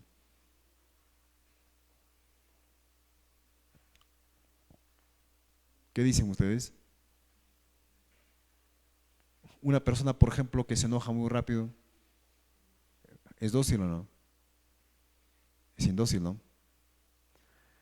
Satanás los manda a sus ángeles que descubran la indocilidad y los vicios dominantes de quienes profesan la verdad. ¿Y qué más? ¿Y que descubran qué más? Y los vicios dominantes de quienes profesan la verdad. Les ordena arrojar tinieblas en derredor de ellos para que dejen de velar. Explico. Si tú sabes que lo que estás haciendo no es pecado, ¿de qué vas a velar? ¿De qué vas a cuidarte si no sabes que lo que estás cometiendo es pecado? Dejarías de velar, ¿no? Es decir, dejarías de cuidarte de algún pecado, porque según tú, no estás cometiendo un pecado. Y lo que Satanás quiere es que tú que no sepas que estás pecando. Dice acá, y sigan con una conducta que deshonre la causa que profesan amar y entristezca a la iglesia. Las almas de estas personas extraviadas que no velan se hunden cada vez más en la oscuridad. ¿Por qué no velan? Porque el diablo oculta sus pecados, entonces no pueden ver, porque ¿cómo van a velar? Están engañados en sus pecados, se hunden cada vez más en la oscuridad y la luz del cielo se desvanece de ellas. No pueden, mira la parte final, no pueden descubrir sus vicios dominantes. Y Satanás teje su red en derredor de ellas y sorprendidas en sus lazos. El mundo está avanzando así rápidamente y se envuelve con la oscuridad, con el engaño, con el error. Y la especialidad del diablo es de que tú no descubras tus propios pecados, que te engañes con tus pecados, que los cometes sin que tú sepas que son pecados y que estás pecando. Sigo leyendo. Lo que vamos a leer ahorita es la continuación de la visión del zarandeo. ¿Eh? De cuando en cuando Jesús dice, enviaba un rayo de luz a los que angustiosamente oraban. ¿Cómo oraban? O sea, ¿se purificaban o no? Claro, está diciendo, para iluminar su rostro y alentar su corazón. Vi que algunos no participaban en esta obra de acongojada demanda. Cuidado, mire. Hay un grupo aquí que no participaba de esta obra. O sea, había un grupo oraban, que no oraban angustiosamente, ¿ya? Porque era una obra de acongojada demanda, sino que se mostraban indiferentes y negligentes sin cuidarse de resistir a las tinieblas que los envolvían. ¿Por qué las tinieblas los envuelven? Para qué las envuelven? Para que no descubran sus pecados. Claro. Y éstas los encerraban como una nube densa. Los ángeles de Dios se apartaron de ellos, mira, a ver. O sea que tú tienes como un ángel que te guía, ¿cierto? Cada persona tiene un ángel, ¿no? Pero los ángeles de Dios se apartaron de estas personas que no se purificaban y acudieron en auxilio de los que anhelosamente oraban, o sea, de los que sí se purificaban, porque era una oración angustiosa. Vi ángeles de Dios que se apresuraban a auxiliar, vi ángeles, dice, de Dios que se apresuraban a auxiliar a cuantos se empeñaban en resistir con todas sus fuerzas a los ángeles malos y procuraban ayudarse a sí mismos, invocando perseverantemente a Dios, pero nada hicieron sus ángeles por quienes no procuraban ayudarse a sí mismos, y lo perdí de vista. Esto lo he graficado así, mírenme, en dos grupos. Un grupo que no se purifica, que está pensando de que no hay nada de malo en ver un programa de televisión, y están engañados en realidad por las tinieblas. Si ellos se purifican, entonces dejarían de hacer las cosas que les está llevando a pecar. Y otro grupo que se purifica, pero los ángeles de estas personas se van de ellos en auxilio de los que sí se están purificando. Porque aquí hay una lucha, créanme, hay una lucha de Satanás. Satanás está luchando con esta gente que se está purificando. Les pone tinieblas para que no descubran sus pecados. Esa es la idea. Para que tú no sepas más allá qué es pecado finalmente, que estás pecando. Luego dice Elena White, pregunté cuál era el significado del zarandeo que yo había visto. ¿Cuál zarandeo? ¿De qué zarandeo se está tratando? ¿Esta división es un zarandeo? De este zarandeo se está tratando, ¿no? Claro, ese zarandeo. No se está tratando del zarandeo de la purificación por la persecución, que separa el trigo de la cizaña en el tiempo final, sino se está tratando de un zarandeo espiritual dentro del pueblo de Dios. ¿Entienden? Este es el zarandeo de los que van a participar del fuerte pregón de la iglesia adventista en el final del tiempo. Eso se refiere. De esta iglesia, un puñado pequeñito va a separar Dios. Solo aquellos que se purifiquen y vencen sobre sus pecados, lo van a ver ahora. Pregunté cuál era el significado del zarandeo que yo había visto y se me mostró que lo motivaría el testimonio directo que exige el consejo que el testigo fiel dio a la iglesia de la Odisea. ¿Cómo era ese consejo? ¿Cómo era este testimonio? ¿Qué dice acá? Testimonio directo. O sea, no es un testimonio que yo venga a hablarte a ti como un predicador o a arrepentirte de tus pecados, sino es el mismo testigo fiel. ¿Quién es el testigo fiel de la iglesia de la Odisea en Apocalipsis capítulo 3? Cristo. O sea, y cuando dice que es el testimonio directo del testigo fiel, ¿qué significa esto? Que es el testimonio de Cristo mismo en forma grupal, masiva o personal. Personal. O sea, ponte a pensar, cuando a mí me pasó en el 2010 la carga pesada que llevaba, que me llevó a mí a doblar mis rodillas y a decirme, Dios, te ruego que tú limpies mis pecados, y estaba así todos los días llorando, afligido por mis pecados, hasta el día de hoy. ¿Qué estaba haciendo yo? ¿Qué pasó conmigo? ¿Recibí ese testimonio del testigo fiel? Claro, eso es lo que está pasando. Ahora, miren lo demás. Moverá este consejo del testigo fiel, directo, el corazón, no dice los corazones, sino dice el corazón de quien lo reciba, está hablando de cada persona, y le inducirá a exaltar el estandarte y a difundir la recta verdad. Esa experiencia es la que yo pasé en el año 2010. Por eso estoy acá difundiendo la recta verdad. Mensaje del primer ángel, la purificación. ¿Qué dice después? Algunos, está hablando de unas personas de la iglesia, de la iglesia adventista, no soportarán este testimonio directo. Porque, ¿sabes? Hay sus pecados que tienen abrigados, están tan ocupados ahí en sus afanes, en sus trabajos, tan ocupados con sus ídolos que no van a soportar este testimonio directo, sino que se levantarán contra él, ¿qué? Contra Cristo.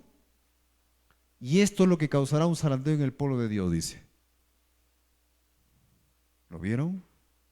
Cristo mismo apelando a cada persona. Y esto lo va a causar en el zarandeo en el pueblo de Dios. Luego dice, vi que el testimonio del testigo fiel en aquel entonces había sido escuchado tan solo a medias, o sea, en toda la iglesia. El solemne testimonio del cual depende el destino de la iglesia se estuvo en poca estima. ¿Qué más dice? Cuando no se lo menospreció por completo. O sea, que casi nadie quiere purificarse. Qué curioso, ¿no? Que cuando ve a algunas iglesias predicar de la purificación, pero gracias a ustedes no. Todos están cerrados sus ojos. ¿Es extraño ver esto? ¿No es espiritual el asunto? Mira lo que dice después. Ese testimonio ha de mover a profundo arrepentimiento. Y todos los que lo reciban sinceramente lo obedecerán y quedarán, acuérdense, purificados por la obediencia a la verdad. Ahora, este es el mensaje de la Odisea que ustedes han leído ya, ¿no es cierto? Que está en Apocalipsis capítulo 13, versículo 14 al versículo 22. Y escribe el ángel de la iglesia a la Odisea, dice, voy a leerlo, lo que dice a la iglesia adventista. He aquí el amén, el testigo fiel y el verdadero, el principio de la creación de Dios. Dice esto: yo conozco tus obras, quien eres frío ni caliente, ojalá fueses frío o caliente, pero por cuanto eres tibio y no frío ni caliente, te vomitaré de mi boca. Porque tú dices, yo soy rico y me he enriquecido. Esta palabra enriquecido se aplica ¿a qué? ¿Enriquecido de qué? De mucho conocimiento teológico, ¿no? Y de ninguna cosa tengo necesidad, y no sabes tú que eres un desventurado, miserable, pobre, ciego y desnudo. Por lo tanto te aconsejo que de mí compres oro refinado en fuego, para que seas rico, y vestiduras blancas para vestirte, y que no se descubra la vergüenza de tu desnudez, y unge tus ojos con colirio. ¿Para qué? Para que veas qué. Pecados, pues. Claro, Él te está ofreciendo colirio para que veas tus pecados, porque estamos inconscientes. Eso es lo que está diciendo. Yo reprendo, nuevamente, ¿quién es este que reprende? Es Cristo. Y castigo a todos los que amo. Sé pues celoso y arrepiéntete. He aquí yo estoy a la puerta y llamo. Si alguno oye mi voz y abre la puerta, entraré a él y cenaré con él y él conmigo. Al que venciere, le daré que se siente conmigo en mi trono. Al que venciere, ¿sobre qué? Sus pecados, pues. Le daré que se siente conmigo en mi trono, así como yo he vencido. ¿A qué venció Jesús? Al pecado y al mundo. Me he sentado con mi Padre en su trono. El que tiene oído, oiga los que el Espíritu dice a decir. Esto lo vamos a discernir luego. Mira lo que dice después. Esta es la interpretación de en juego de los testimonios, tomo uno de cada uno de las mercancías del testigo fiel. Dice, el oro, que es la fe y el amor puro. ¿Cómo se desarrolla la fe y el amor puro? ¿A través de qué? De las pruebas. Claro, pues, de las pruebas. Acá está, 1 Pedro 1:22, que dice, para que sometida a prueba vuestra fe, mucho más preciosa que el oro. La ropa blanca, ¿qué representa? Según juego de los testimonios, el carácter inmaculado, purificado en la sangre de su amado Redentor. En otras palabras, su justicia de él.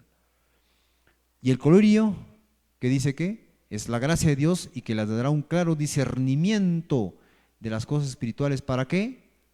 Para descubrir el pecado. ¿Lo ven? O sea, si tú te purificas, el Espíritu Santo te va a hacer ver tus pecados, ¿sí o no? Ese es su colirio. Y solo si tú te purificas estás consciente espiritualmente y puedes velar respecto a tus pecados o no. Pero si tú no te purificas, ¿de qué puedes velar? De nada. No hay necesidad de velar. ¿De qué de velar? Pues si no sabes si estás pecando o no.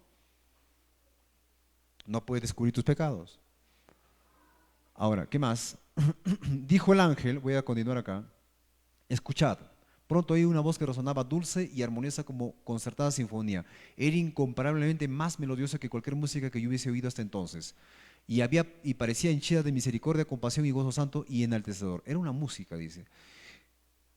Conmovió todo mi ser, el ángel dijo, mirad, mi atención se fijó entonces en la hueste que antes había visto y que estaba fuertemente sacudida.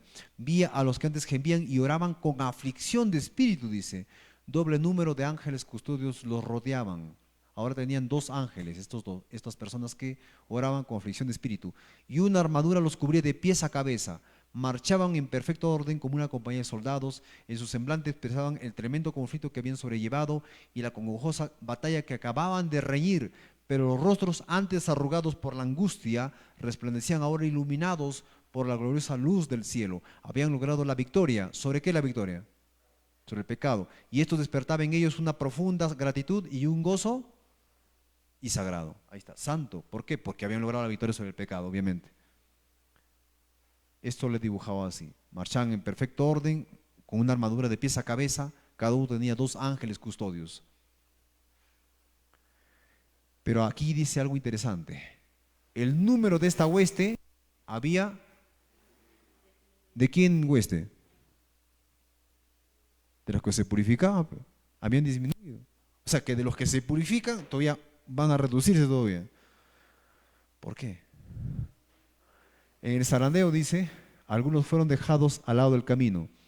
Los descuidados e indiferentes que no se unieron con quienes apreciaban la victoria y la salvación lo bastante para perseverar. ¿La victoria sobre qué?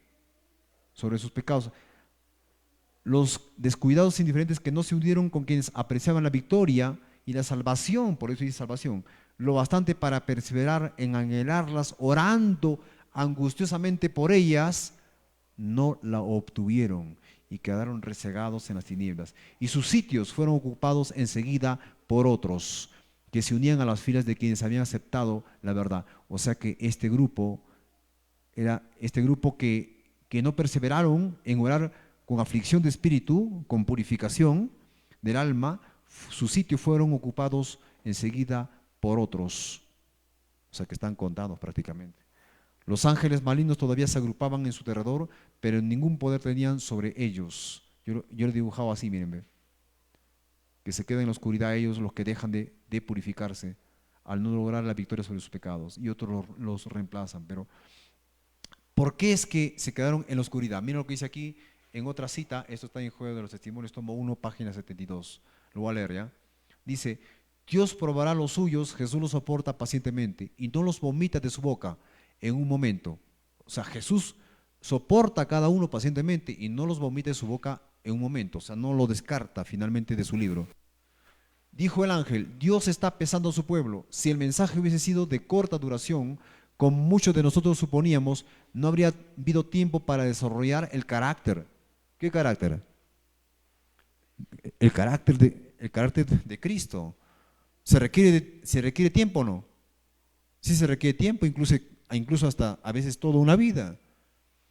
Muchos actuaron por sentimientos, no por principios y fe. Y este mensaje solemne y temible los conmovió, obró sobre sus sentimientos y excitó sus temores, pero no realizó la obra que quería que realizase.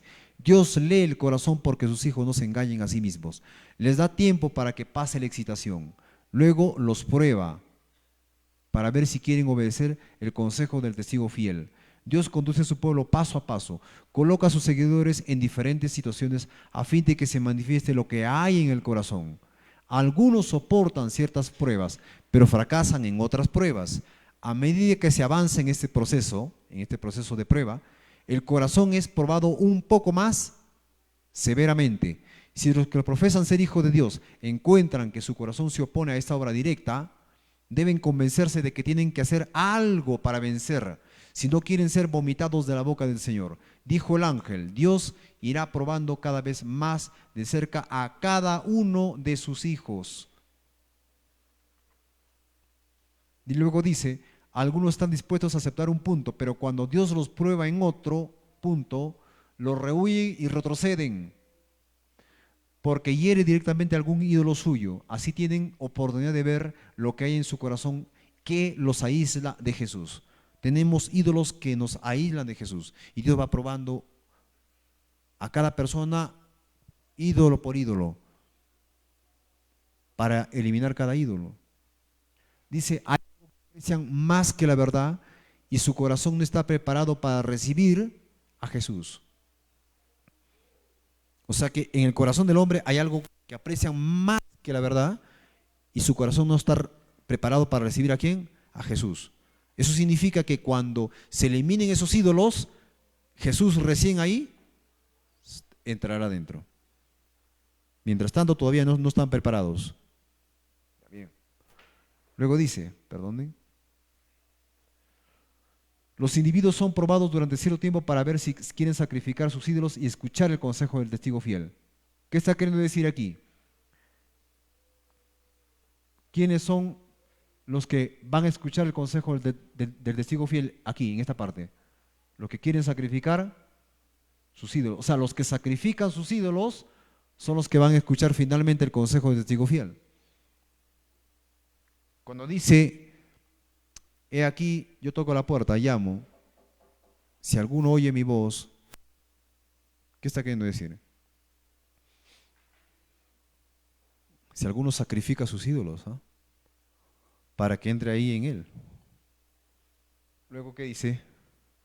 Si alguno no quiere ser purificado, ¿qué dice? Por la obediencia de la... Nuevamente, 1 Pedro 1:22, miren. ¿Ven? Es el Espíritu Santo el que trae la verdad para ser purificados. Y vencer su egoísmo, su orgullo y malas pasiones. Los ángeles de Dios reciben este encargo, se han unido a sus ídolos, dejadlos y prosiguen con su obra dejando en manos de los malos ángeles aquellos que no han subyugado sus rasgos pecaminosos. O sea, aquellos que no dejan el pecado, que el Espíritu Santo les reprende, Dios los deja que se engañen con sus pecados. Los que resisten en cada punto, lean en esta parte, que soportan cada prueba y vencen a cualquier precio que sea, ¿qué pasa con ellos? Han escuchado el consejo del testigo fiel y recibirán, o sea que estarán preparados ¿para qué? Para traslación. O sea, los que han escuchado el consejo del testigo fiel recibirán la lluvia tardía.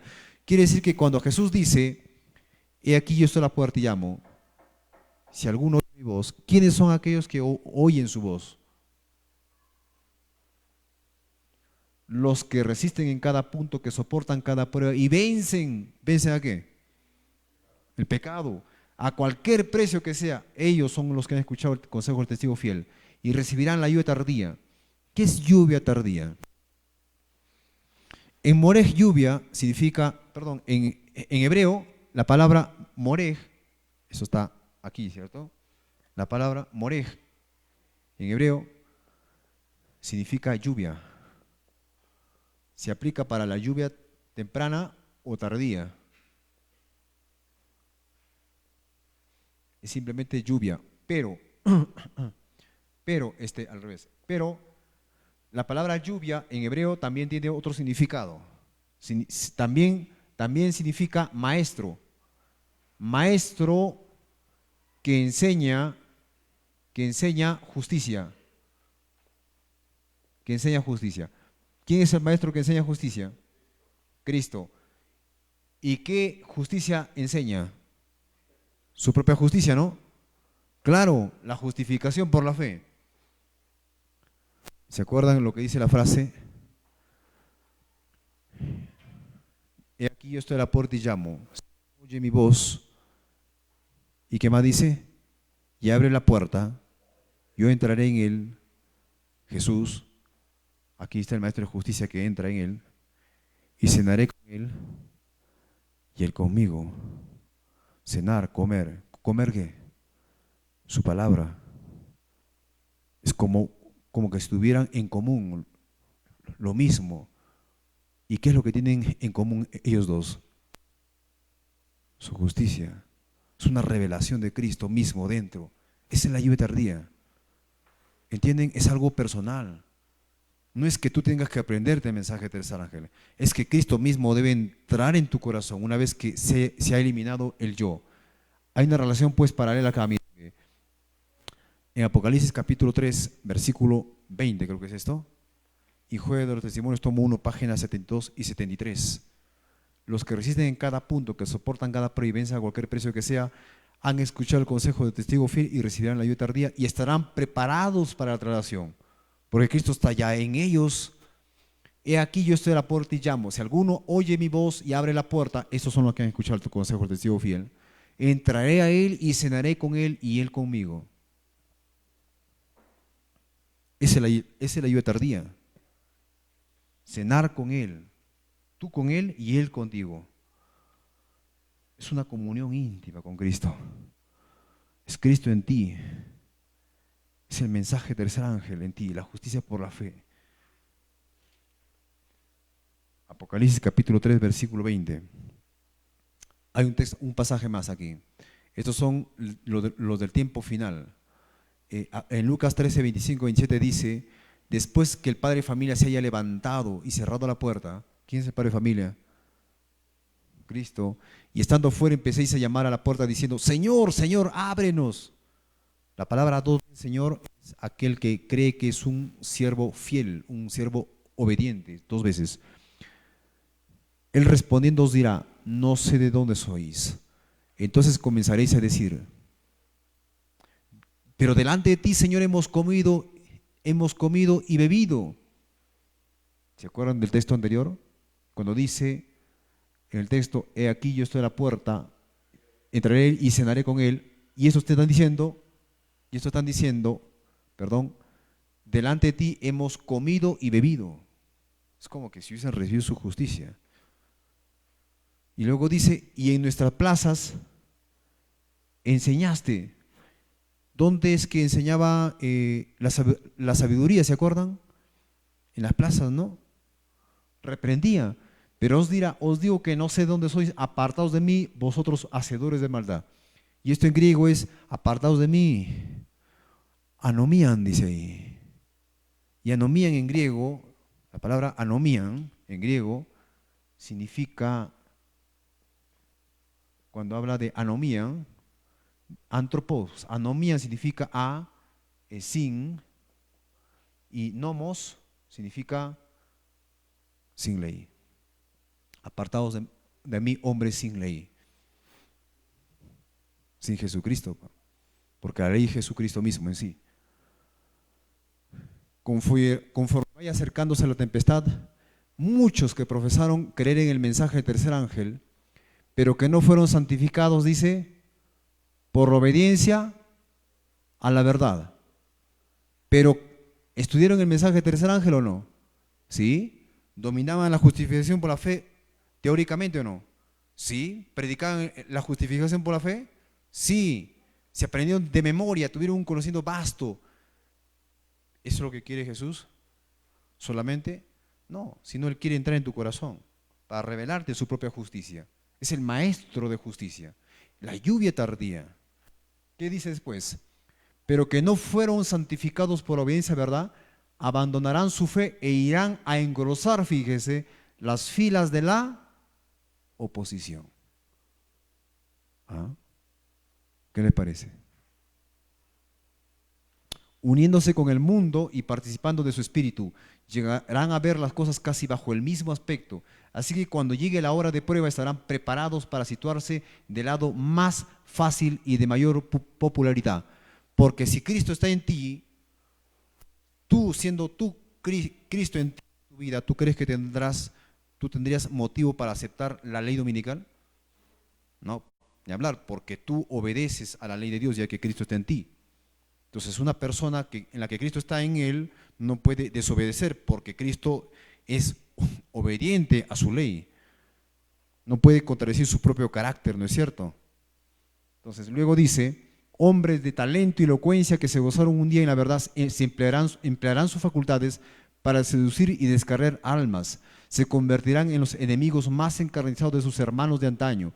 Cuando los observadores del sábado sean llevados ante los tribunales para responder de su fe, estos apóstatas, dice, serán los agentes más activos de Satanás para calumniarlos y acusarlos y para incitar a los magistrados contra ellos por medio de falsos informes e insinuaciones.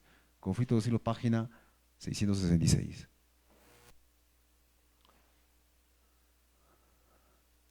Y creo que aquí voy a terminar en esta parte, a no ser que haya algo más aquí. Hay una parte importante que dice, también algo, hasta aquí voy a leer, ¿ya? Vi que muchos descuidaban la preparación necesaria esperando que el tiempo de refrigerio y la lluvia tardía los preparase para sostener en el día del Señor y vivir en su presencia. Oye, ¿a cuántos vi sin amparo en el tiempo de angustia? Habían descuidado la preparación necesaria y por lo tanto no podían recibir el refrigerio indispensable para sobrevivir a la vista de un Dios santo.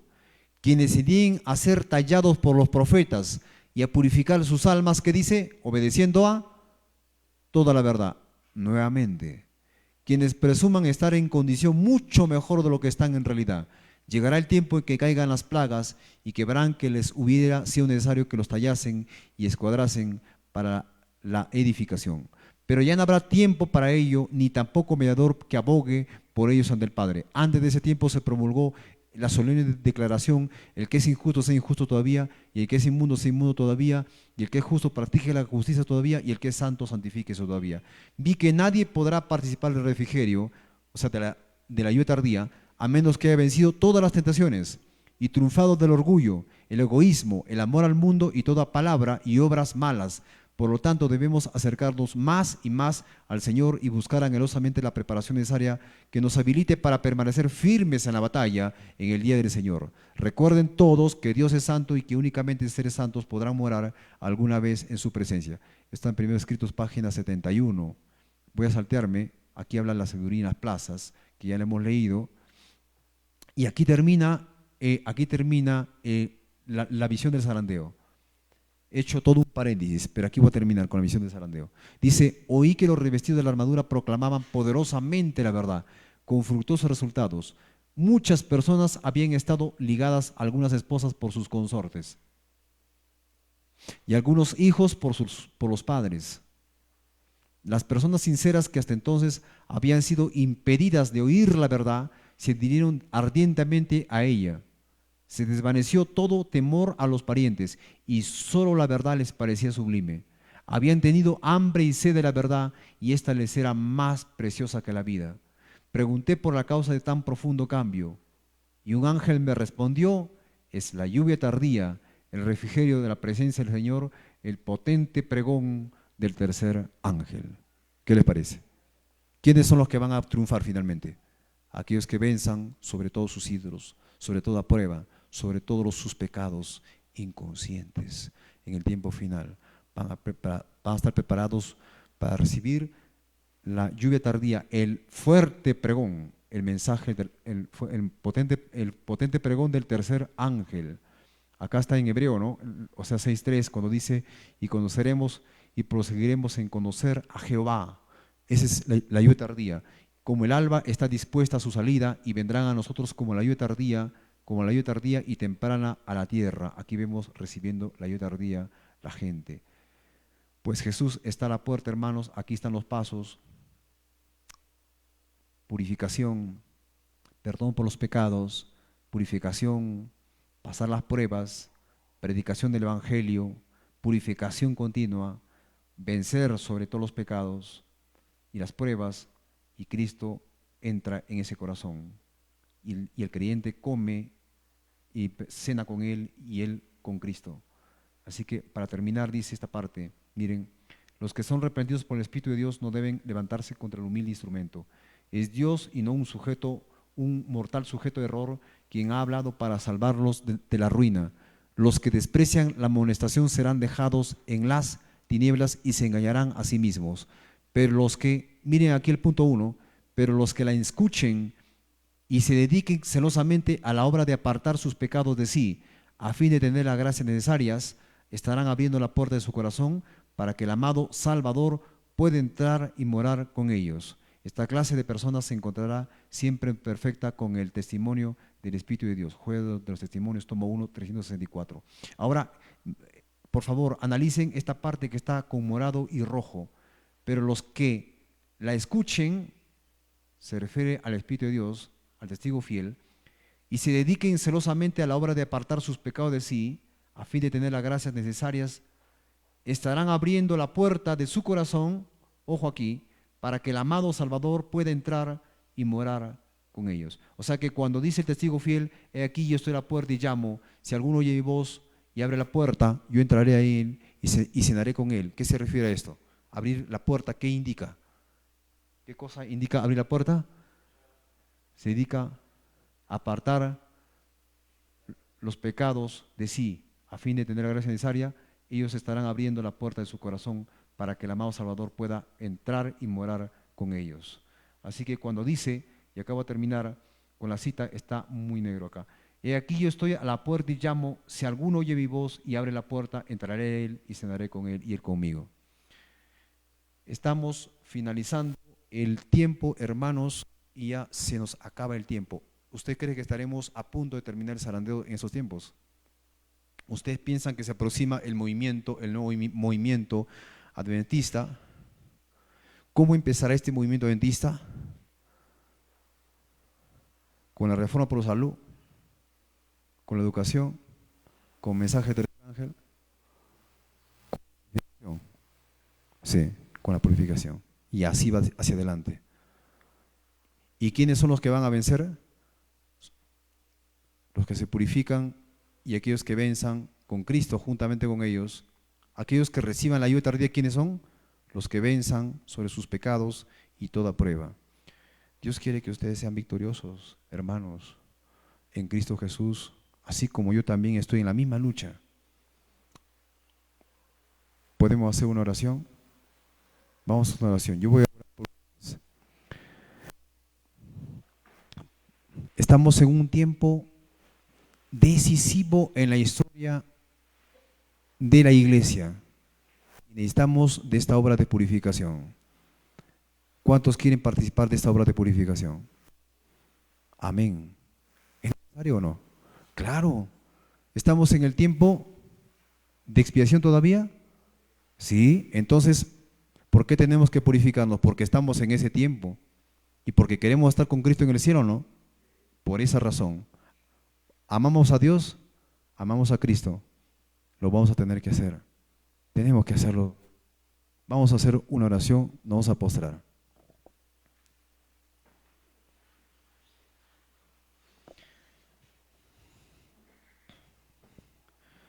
Amado Padre, que estás en el cielo, grande y glorioso eres tú, Señor, y tu obra de redención a través de Cristo Jesús. Porque tú preparas, Señor, así a tus hijos para este movimiento que se aproxima. Gracias, Señor, por el mensaje que nos traes a cada uno. Y gracias por el testimonio directo que haces con cada persona de esta iglesia, de la Odisea. Muchos escuchan, algunos oyen, otros no, pero tú los sigues llamando porque tienes compasión. Padre, te ruego por aquellos que no hayan oído, por aquellos que no hayan oído a tu voz, Dios, o por aquellos que hayan dejado de hacer esta obra. Te ruego que tú tengas compasión de ellos y que tu misericordia los acompañe. Dios, es un momento decisivo en la historia de esta iglesia, de este pueblo. Padre amado, prepara nuestra alma para encontrarnos contigo. Prepara nuestro corazón, limpia nuestra vida de pecado. Danos fuerza para vencer sobre toda tentación, sobre todo egoísmo, orgullo y amor al mundo. Que nuestro corazón llegue a estar limpio, Dios, para que tú entres en nuestra vida. Dios, queremos tener esa comunión contigo, esa comunión íntima. Perdona todos nuestros pecados. Haz que todos nosotros aquí, Señor, juntamente con mis hermanos, podamos participar de esta obra de purificación, de arrepentimiento, humillación y escudriñamiento de corazón. Haz esta obra, Padre. En el nombre de Jesús te lo pedimos. Amén, Señor. Gracias.